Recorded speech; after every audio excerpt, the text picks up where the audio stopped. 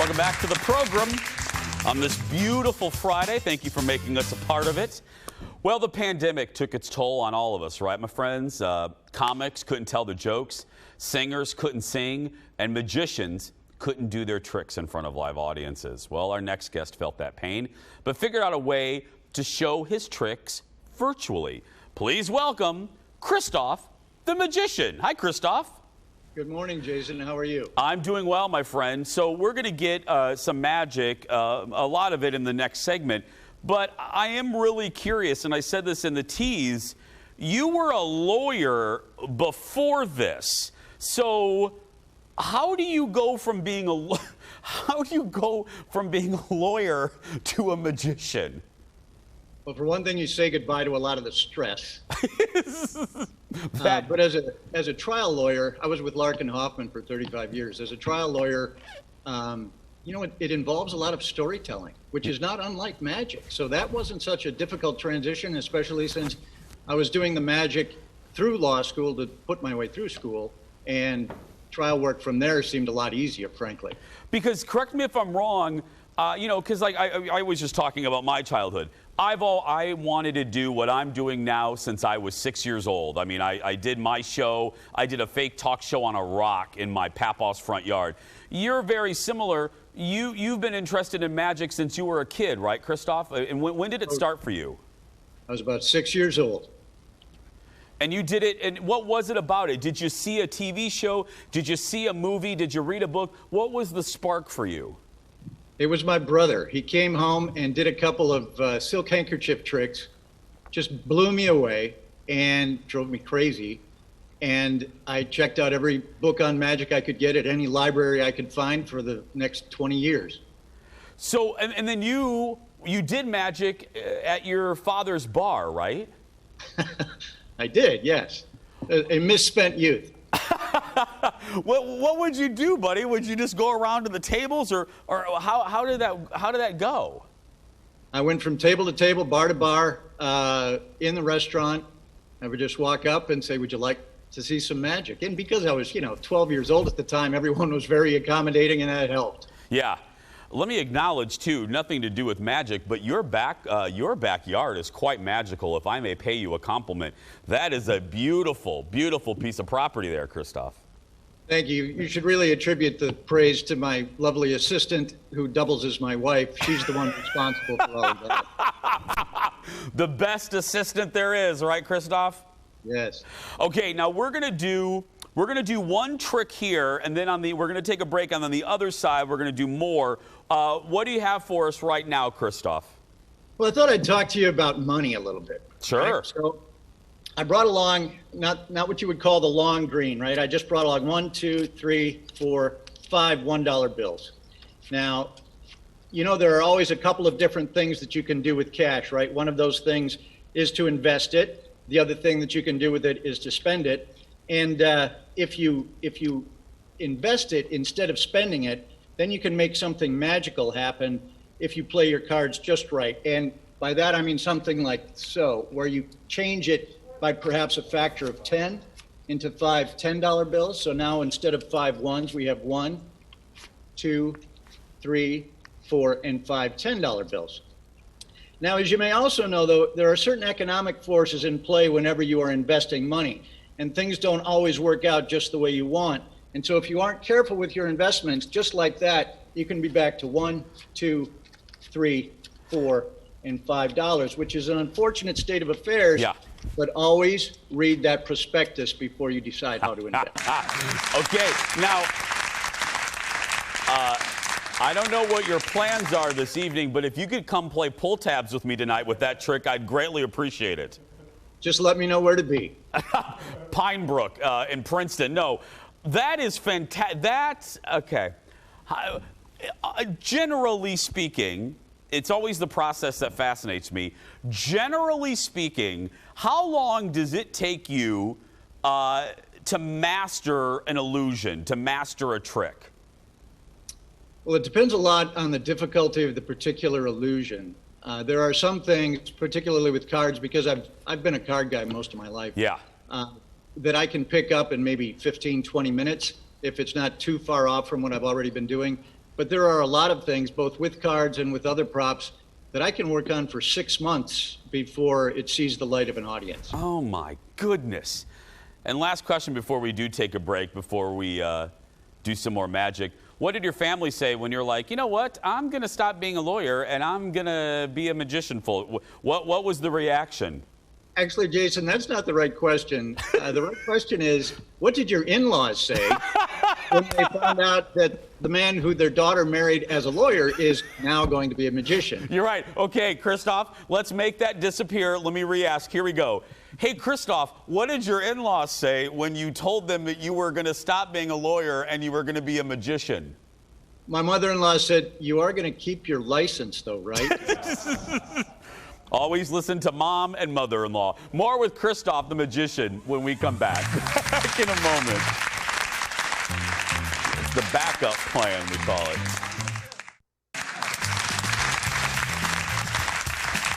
Welcome back. Friday. We are back with Kristoff the Magician, and now we're going to stop talking and to get to some magic. Okay, my friend, I have an envelope in front of me for some reason. Would you please open the envelope, Jason, and extract the contents? I will do so. Okay, open the contents. Okay, this is a pack of cards. Right. Would you go ahead and tear it open so that you can open the flap and remove the entire pack and just set it down on the table in front of you like this? Like, oh, should I take the cards out? Yep. Okay, take the cards out. Okay. It is sealed. Let me just tell the audience, it is sealed. There's nothing hinky about this. Okay, there we go. I will tell you, however, that I shuffled the cards before I gave them to you, so it's not in original deck order. I just resealed it. Got it. Okay, they're sitting in front of me right now. Perfect. Now, I have a deck in front of me as well, Jason, and this is just to help show you by way of example what it is that I would like you to do, all right? Okay. Now, are you a card player, Jason? I am not. I am not. That's just fine. We can work with that. Don't worry about it. What I'm going to ask you to do first is to cut the deck about in half. It doesn't have to be exact, but just cut the deck about in half and put one half to the side. Okay, I just did that. Now pick up what used to be the bottom half and put that on top. We call that completing the cut.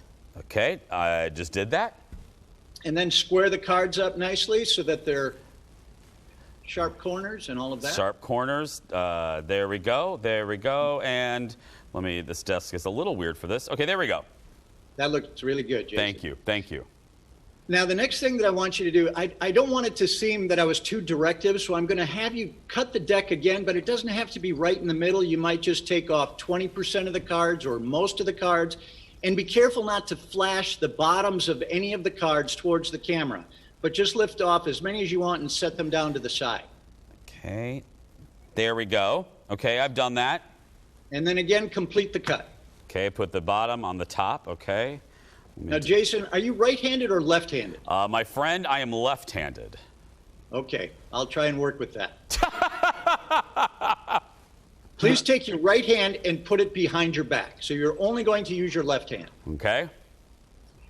I want you to take the top card, just the top card, without looking at the face of it. Keep it face down so it doesn't flash towards the camera, and set it down, just the top card, to the left of the deck.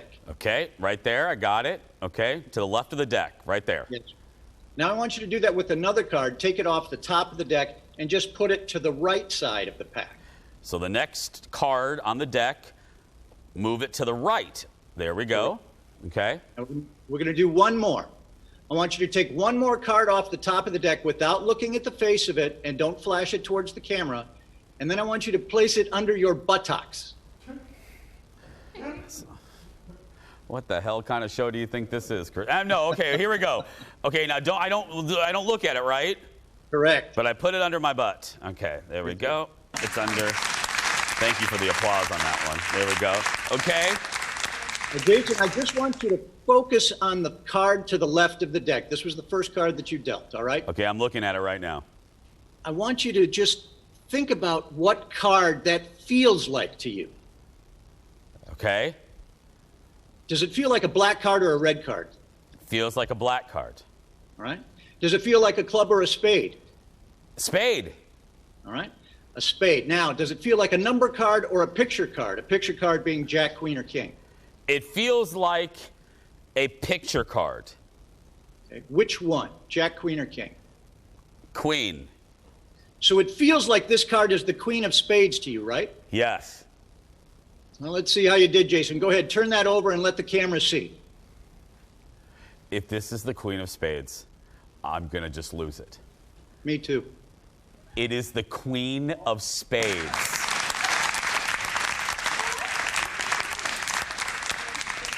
You did very well. What kind of witchcraft is this? What's going on here? Okay, I'm freaked out, but let's continue. Is there another? Because I have a card under my butt still. Working our way towards your butt. Okay. That's what all my... anyway, let's go. We're a family show. I almost made a joke that would get this my liquor license lost. Okay, go ahead. Okay, now I want you to pick up the card to the right of the deck, and I want you to look at it, but don't let me see it. In fact, keep your hand around the back so I can't see the front or the back of it. But I'm going to look at it, right? Yes, sir. Okay. I'm sensing that it's a red card. Is it a red card, Jason? Yes, it is. Is it a diamond? Yes, it is. And it's a number card. Yes, it is. It's a high number card. Yes, it is. Is it the 9 of diamonds?